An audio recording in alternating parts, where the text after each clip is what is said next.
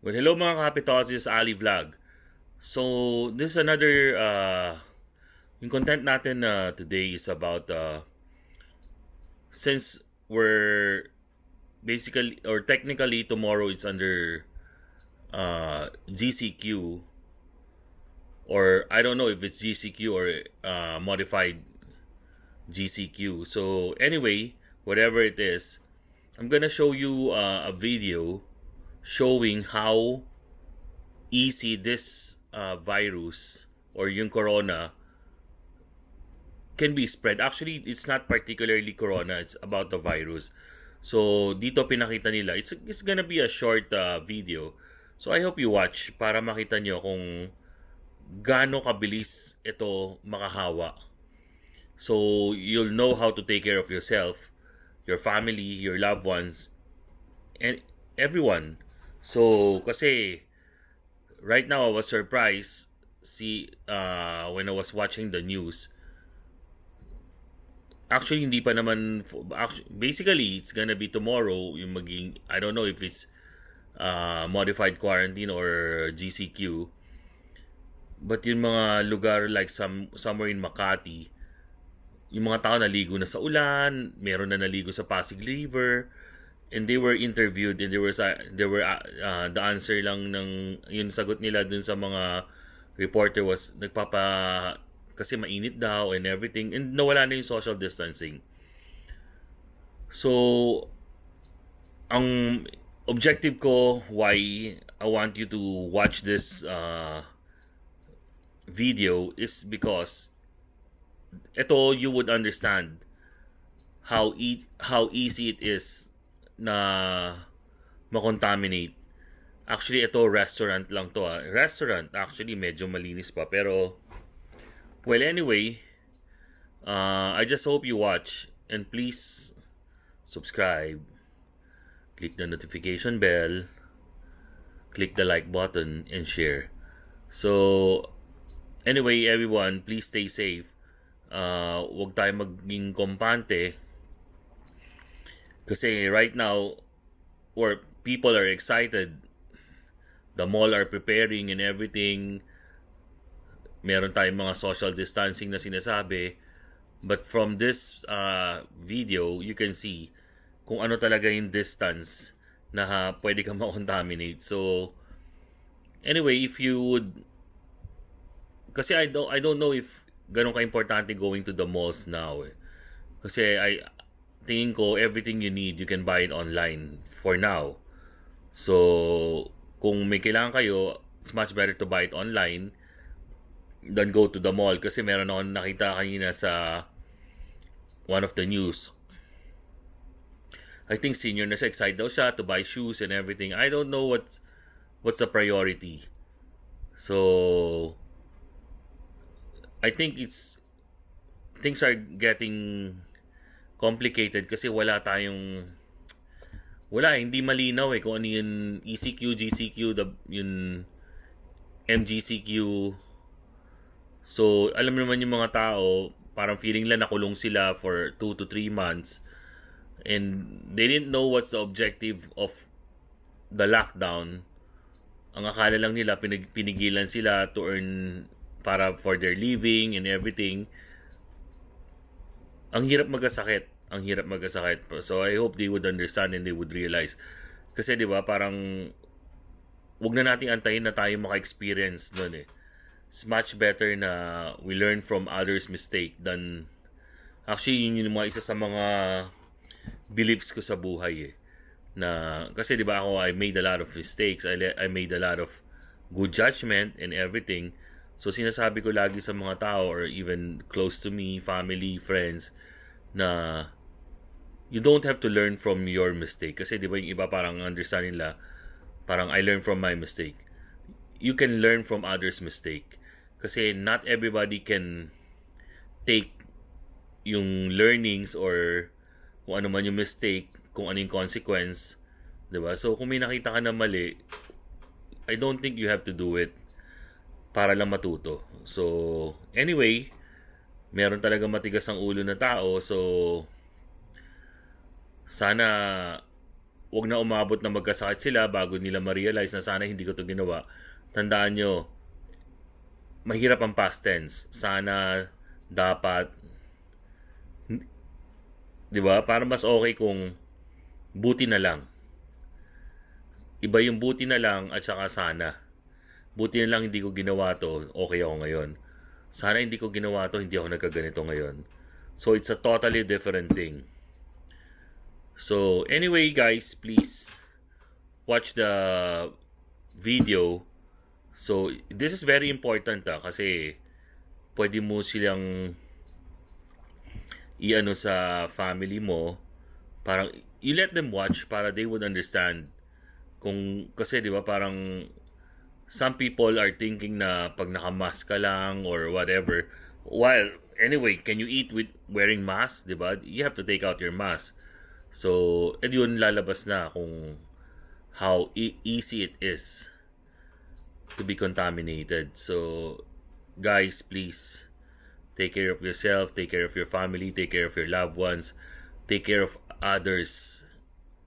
Kaya dapat lagi isipin natin na we're also, di ba yung nga sinasabi nila, meron tayong sakit para mag-ingat tayo na hindi tayo makahawa even wala tayong sakit. We should be sensitive ngayong situation na to kasi we should think of others, think of ourselves, think of our family, think of everyone na pwedeng makontaminate na itong virus na to. Not everybody malakas ang immune system. Not everybody can take this. And one is we don't know kung ano yung nakikita natin ngayon, if totoo yun yung numbers. Well, basically for me, I don't believe. So, I hope mali ako. I hope tama yung numbers na they were saying it's flattening of the curve, backlog, whatever. I don't care. Basta para sa akin, kung meron mga ganong numbers, still, nandyan pa rin yung problema. So, di ba, prevention is better than cure. So, lagi nating iisipin na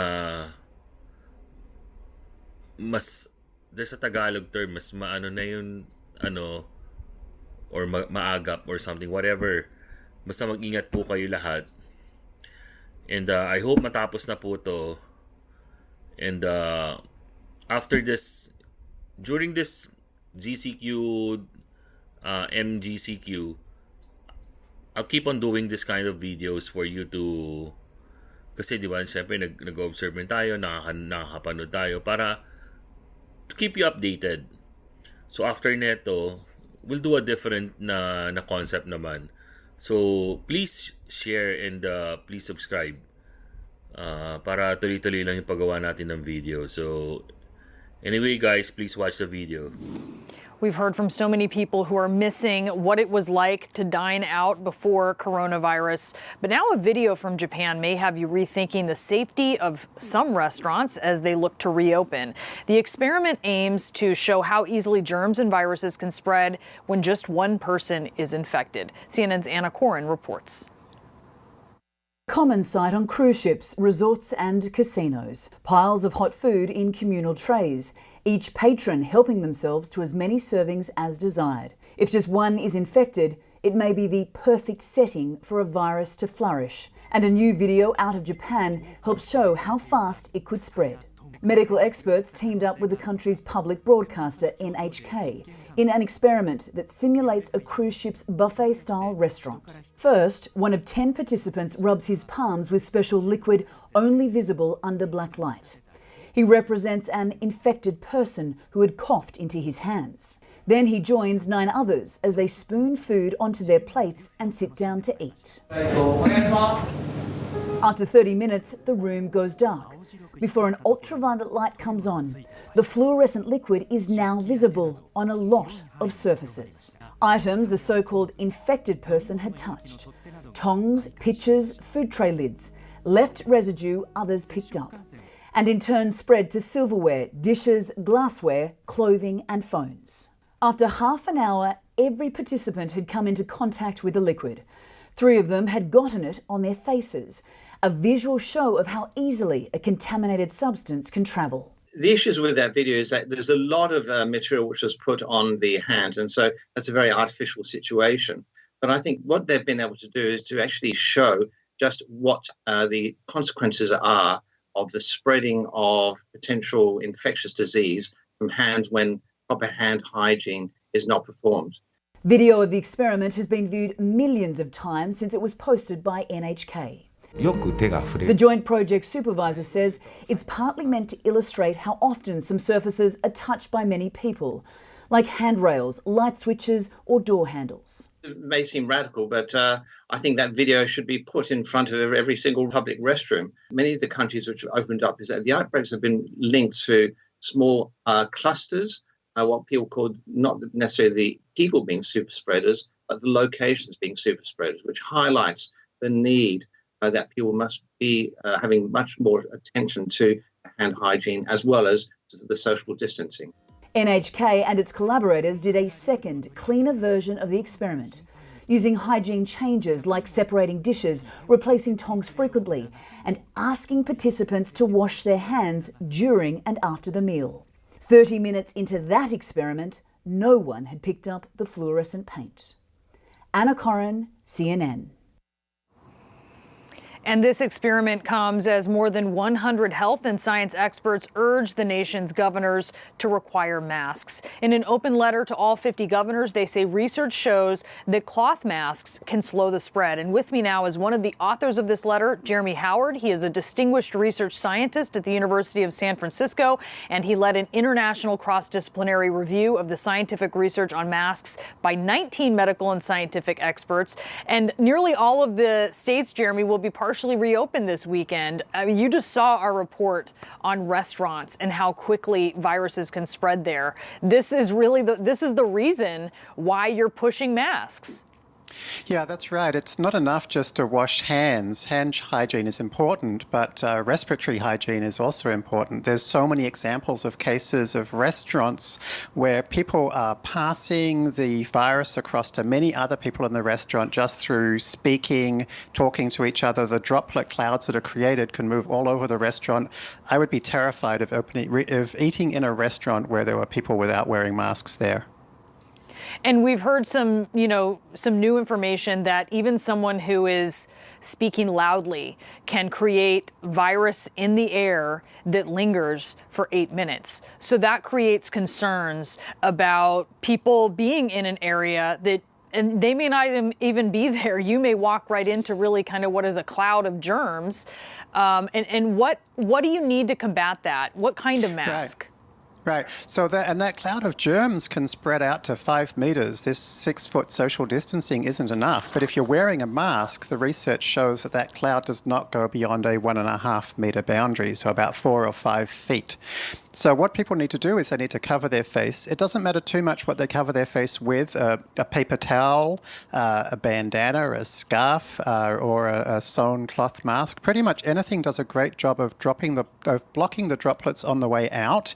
They're very hard to block on the way in because the science shows that they evaporate into much smaller nuclei. So we really have to hit them at the source.